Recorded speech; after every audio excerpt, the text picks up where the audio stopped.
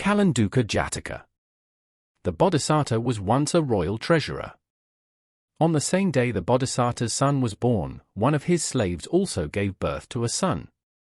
The two boys grew up together, and the Bodhisattva allowed the slave boy to get an education.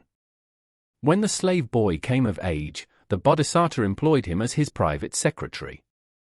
The slave knew that any mistake he made would not be forgiven. He would be beaten, imprisoned, branded, and fed slaves food, so he came up with a plan to leave the city and live free.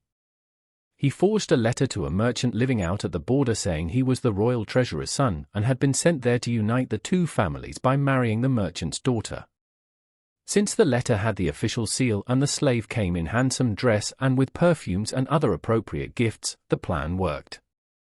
The merchant believed he was the treasurer's son and he gladly gave his daughter to the slave, who then lived a life of luxury. The Bodhisattva sent a young pet parrot to search for his slave, and eventually he found him. The parrot saw the slave picnicking with his wife on a boat stocked full of fancy food and adorned with flowers and perfumes. The people of that region drank milk with a pungent drug to ward off the cold, and when the slave tasted it, he spit it out on his wife's head.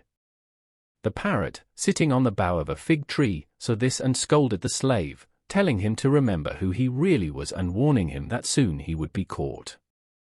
The parrot flew back home and told the Bodhisattva what he had seen.